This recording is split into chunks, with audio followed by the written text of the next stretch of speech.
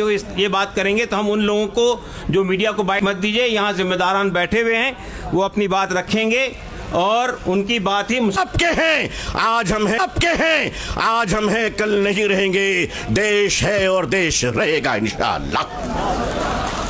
औकाफ, ये जो वक्फ की जमीनें हैं, ये बिलीवर्स की चैरिटी हैं, ये मुसलमानों के बुजुर्गों ने चैरिटी की है और ये देश की जमीनें देश में रहेंगी और देश ही के काम आएगी। मैं जेपीसी को सिर्फ इतना कहता हुआ जाना चाहता हूं कि आपने बड़ी नाइंसाफी से काम लिया है, बड़ी नाइंसाफी से काम लिया है।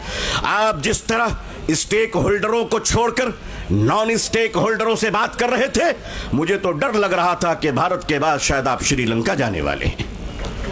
वहां पूछने वाले हैं लोगों से कि बताओ आप नेपाल जाने वाले हैं क्यों? भारत में बांग्लादेश की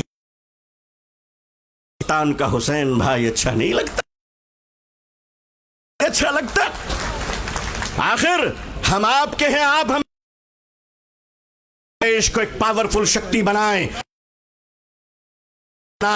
हिंदुस्तान जिंदाबाद, Hindustan, all India Muslim personal law board जिंदाबाद, मुसलमान जिंदाबाद, इस्लाम, इस्लाम जिंदाबाद। बहुत बहुत शुक्रिया, बहुत बहुत शुक्रिया। अस्सलाम वालेकुम रहमतुल्लाह।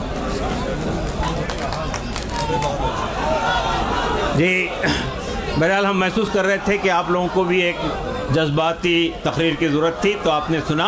अब मैं CPI ML के जी से गुजारिश करता हूं, जो जनरल सेक्रेटरी हैं और जो उधर वो मत चढ़िए।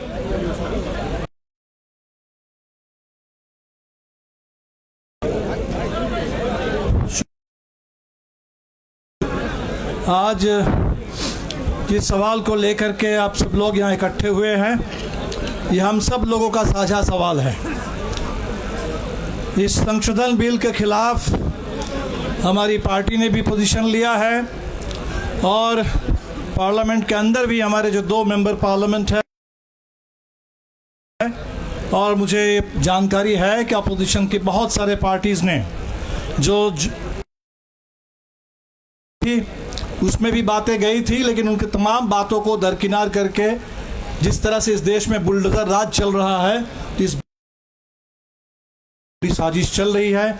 इस साजिश के खिलाफ आज हम सब लोग यहाँ जमा हुए हैं और मुझे लगता है कि इस समय ये सवाल हमने तमाम स्पीकरों को सुना और बिल्कुल ये सही बात है,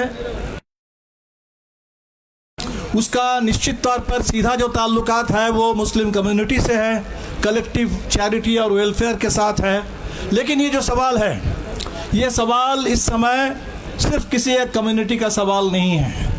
आज हम लोग देख रहे हैं कि जो भारत में जिस फासीवाद के दौर से हम गुजर रहे हैं, ये एक एक करके मुद्दों को चुनते हैं, एक एक तबकों को टारगेट करते हैं और सबको अलग अलग करके बांट करके अपना पूरा मकसद पूरा करता है। तो इसीलिए आज हमें सबको एक दूसरे के साथ खड़े होने, हर तरह के जुल्म के पे देखिए, अगर आप अपनी ज़मीन बचाने के लिए लड़ते हैं तो इस समय पूरे के पूरे इस समुदाय के लोग जो अपनी पहचान और अपनी ज़मीन बचाने के लिए इकट्ठे हुए हैं, उनका साथ दीजिए। इसको ज़मीन बचाने की साझा लड़ाई इस देश के अंदर बना डालिए। हम कहेंगे कि हमारे कॉन्स्टिट्यूशन के ऊपर ये हमला है, ये हमारे पूरे एक स्वायत्त संस्था है, किसी भी देश के तमाम स्वायत्त संस्थाओं पर हमले हो रहे हैं, उनकी सारी स्वायत्तता छीनी जा रही है और हर जगह स्टेट की दखलंदाजी है, स्टेट का दबदबा है इस समय। अभी हमने उत्तराखंड में देखा है जहां पहला प्रयोग हुआ है यूनिफॉर्म सिविल कोड का, और वो यूनिफॉर्म सिविल कोड का जो प्रयोग वहां हो रहा है, उससे बात बिल्कुल साफ है कि बात ये करेंगे, इनको लग रहा है कि इससे हम मुसलमानों को परेशान कर देंगे, उनके हक को छीनेंगे।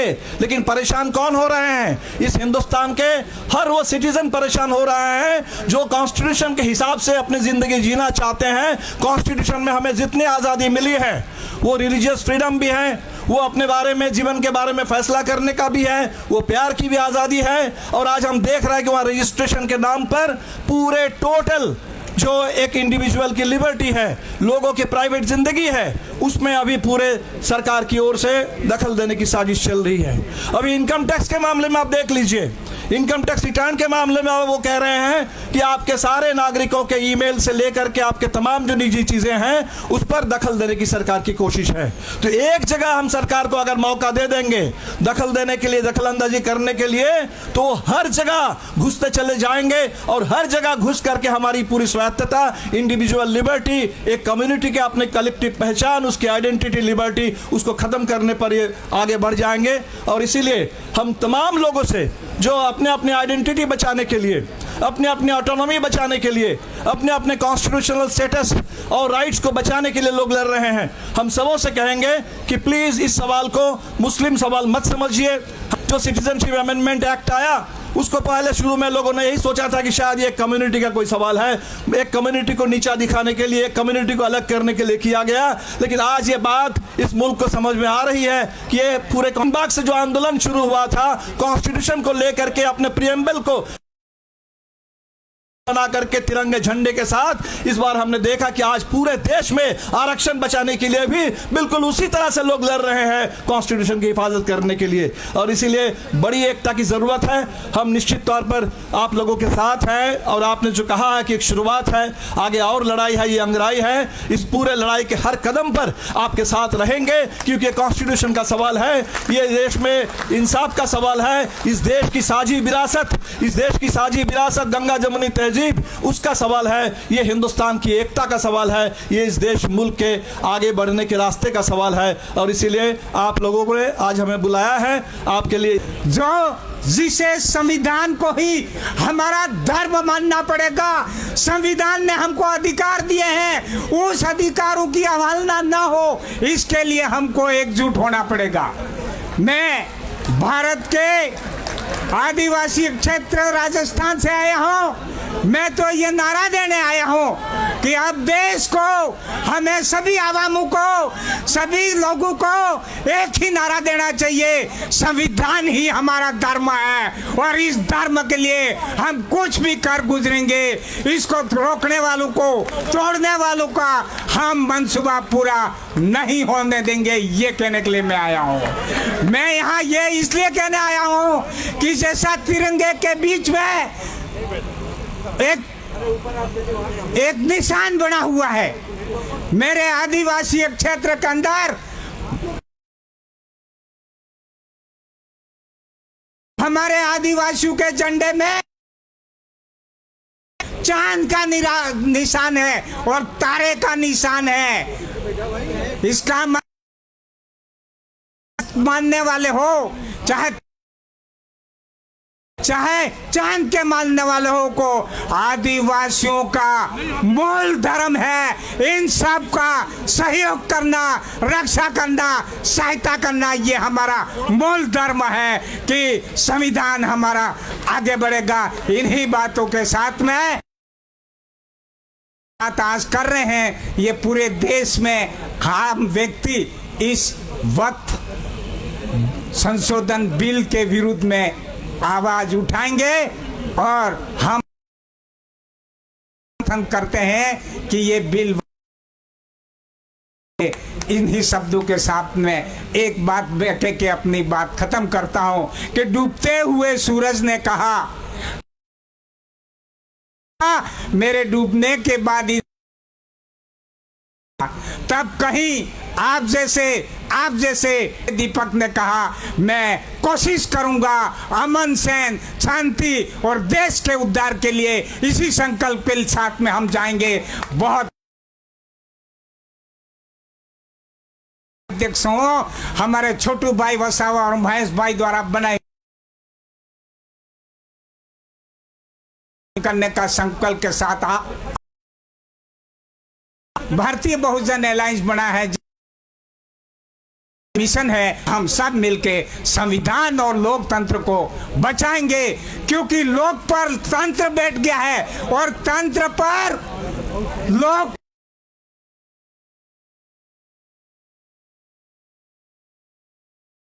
गई है और उसके भी ऊपर बैठ गए हैं गट और समाधान में भी कमा लड़ा रहे हैं। हम सब मुझे बोलने के लिए मौका दिया, बहुत बहुत सलाम, जोहार भीम।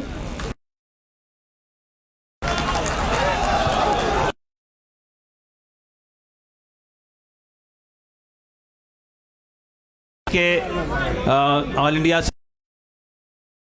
साहब तशरीफ ला चुके हैं। इमरान भाई और जावेद साहब कह रहे हैं 0 ओवर लगा। जी, इमरान मसूद साहब कांग्रेस पार्टी से यहाँ तशरीफ ला चुके हैं। मैं इससे पहले जनाब हन्नान मुल्ला साहब जो कि और ट्रेड यूनियन के अंदर, मैं उनसे गुजारिश करता हूं कि वो तशरीफ लाएं और अपनी बात रखें। हन्नान मुल्ला साहब तशरीफ लाइए।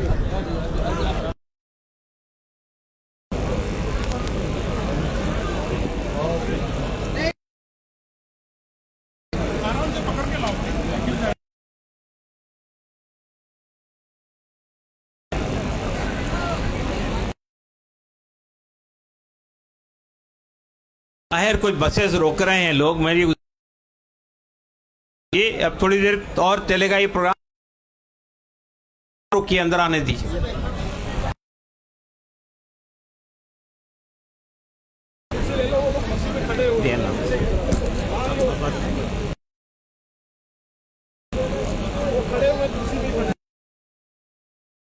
आदरणीय शदारत करने वाले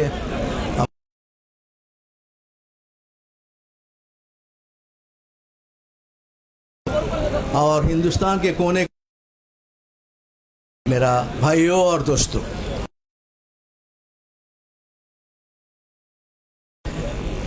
आज के ये समावेश है, आवाज है,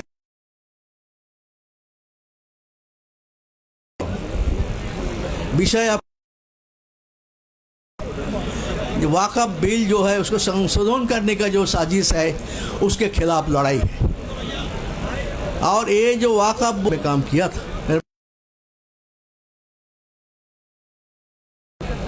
और हम जो नया कानून लाया है, एक तरफ उसमें बताया जो बिल है, क्योंकि 1995 में वो कानून में हो सकता, मगर मुख्य तो कोई है, ये कानून का कमी है, उसको इंप्लीमेंट करने में कमी है। 95 का कानून में जो जो शर्त था लागू करने लागू नहीं हुआ। उन्होंने बताया था कि हर राज्य सरकार पर रूल्स बनाएंगे, कानून सीधा लागू नहीं होता है। मगर आप मालूम ज्यादातर राज्य में उसका रूल्स नहीं बना था, अभी नहीं बना। 2013 का फिर दोबारा कानून बनाने का कोशिश हुआ, बोला जो रूल्स तुम बनाए, रूल्स कौन बनाएगा, इसमें ने क्या कानूनी व्यवस्था है, तुम कानून बना के उसको लागू करने के नहीं देंगे, रूल्स नहीं बनाएंगे तो लागू कैसे। बहुत सारे राज्यों में रूल्स नहीं बना जब संशोधन हो रहा है। फिर 2013 का कानून में जो उसमें इम्प्रूव करके जो दिया था, ये एक कानून के मुताबिक इसको एक जो लागू करने के लिए जो ऑफिसर है वो उसको नियोग करने का बात हुआ वक्फ बोर्ड में। वो रूल्स ना होने के बाद वो भी लागू हो नहीं हो पा रहा, इसलिए ये जो सरकार का नहीं गया उसका कमेटी से निकाल दिया गया है। तो इस तरह जबरदस्ती मेजोरिटी के नाम पे इस कानून को पारित करने के लिए जो प्रस्ताव दिया है, ये संपूर्ण रूप से एक संविधान विरोधी है, हमारा जो गणतांत्रिक जो व्यवस्था है उसको विरोधी है। इसलिए ये कानून जो संशोधन है इसका मकसद साफ है, क्योंकि ये जो ज़मीन है वक्फ को, जो मुसलमानों का ज़मीन है, इसको हड़पना है। बड़े बड़े कॉरपोरेट शहर में ज़मीन मांगता है और वक्फ का प्रॉपर्टी ज़्यादा शहर में है, तो कॉरपोरेट कैसे लूट सकता? कॉरपोरेट का लूट आसान करने के लिए ये संविधान संशोधन, कानून संशोधन का प्रावधान रखा गया है। इसलिए साथियों, ये लड़ाई ये सरकार के खिलाफ है, ये लड़ाई कॉरपोरेट के खिलाफ है, और माइनॉरिटी का अधिकार को छीनने का जो साजिश है उसके खिलाफ है। इसलिए हमारा पार्टी मार्क्सवादी कम्युनिस्ट पार्टी शुरू से इसका हक के पक्ष में है, इसको समर्थन किया है, पार्लियामेंट के अंदर भी किया है और पार्लियामेंट के बाहर भी। इस लड़ाई में हमारा पार्टी आपका साथ है, क्योंकि ये हक का लड़ाई है, संविधान बचाने का लड़ाई है। माइनॉरिटी का हक ये संविधान दिया हुआ है, किसी का दया का बात नहीं है। इसलिए साथियों, आपका जो लड़ाई है ये सही लड़ाई है, संविधान हक को बचाने का लड़ाई है। जो है हमारा सब जात धर्म भाषा मिलके जो एकता, जो साजिश चल रहा है फैसिबादी, हमारा देश को एकता भाईचारा को मजबूत रखने के लिए है, साथ रहेंगे। इसी के साथ इनकलाब जिंदाबाद, वक्फ बिल वापस लो, पर्सनल लॉ बोर्ड जो आज है, जो हूं कि इशू को लेके जनवादी तरीका से आंदोलन करने का जो सही रास्ता अपनाया है, यही रास्ता जीने दो, ये जो हमारा हक है। इसलिए आपको फिर दोबारा बधाई देते हुए मैं अपना समर्थन, धन्यवाद। मैं हन्नान मुल्ला साहब का मशकूर हूँ कि वो अपना वक्त निकाल कर आए और अपनी पार्टी की तरफ से उन्होंने इस संविधान से सहमति जताई है, उसका साथ देने का वादा किया है। अब देखिए, हमारे दरमियान दो मेंबरान पार्लियामेंट मौजूद हैं जिनको फ़ौरन तौर पर जाना है पार्लियामेंट में। मैं सबसे पहले इमरान मसूद साहब को, जो सहारनपुर से यहाँ तशरीफ़ लाते हैं, कांग्रेस के मेंबर पार्लियामेंट हैं, मैं उनसे गुजारिश करता हूँ तशरीफ़ लाएँ, अपनी बात रखें।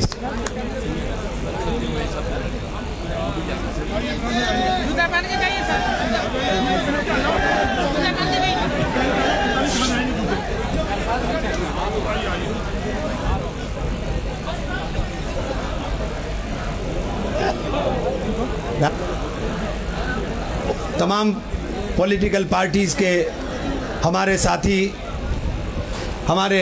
साथी मेंबर ऑफ पार्लियामेंट और यहाँ पर मौजूद मेरे तमाम मुअज़्ज़िज़ बुज़ुर्गों साथियों, महसूस ही होता है दौरे तबाही है, शीशे की अदालत में पत्थर की गवाही है, दुनिया में कहीं इसकी तफसील नहीं मिलती, कातिल ही मुंसिफ है, कातिल ही सिपाही है।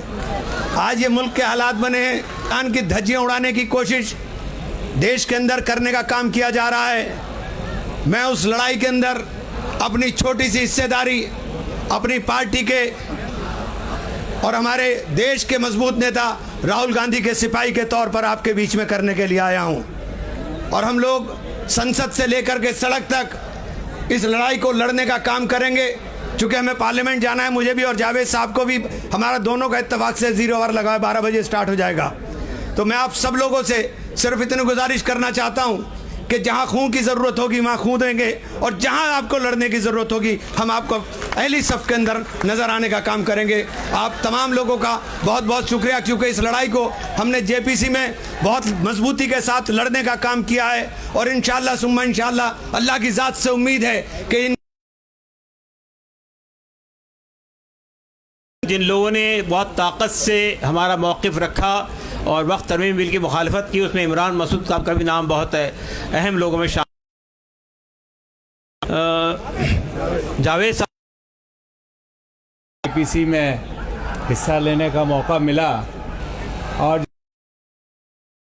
साफ है कि जो हमारे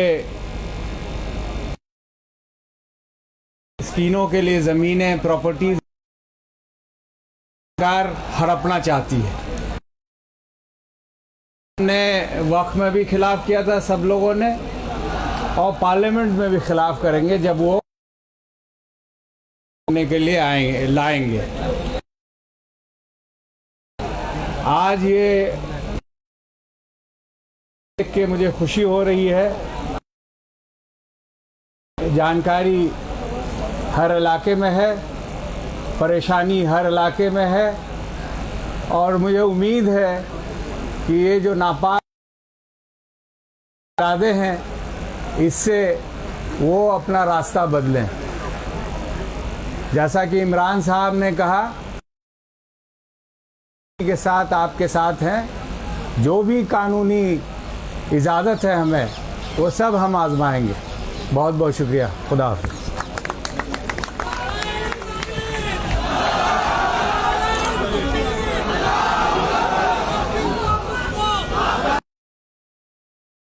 वक्त तरमीमी बिल वापस लो, वापस लो। अब देखिए हमारे बीच में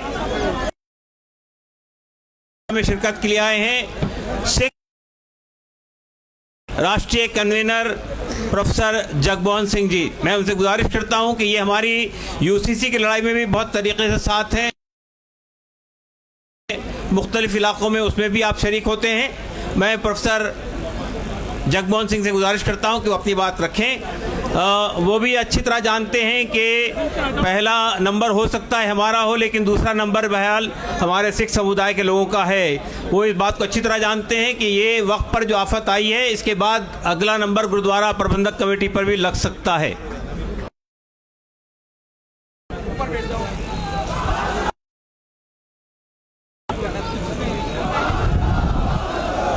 वाहिगुरु जी का खालसा, वाहिगुरु जी की फतेह। रहमान रहीम। मंच पर मुस्लिम जगत के धार्मिक और सियासी आगू साहबान, पूरे हिंदुस्तान से आए हुए मुस्लिम भाइयों, मैं आज यहाँ पर कि इस लड़ाई में आप अकेले नहीं है, हम आपका पूरा पूरा साथ देंगे।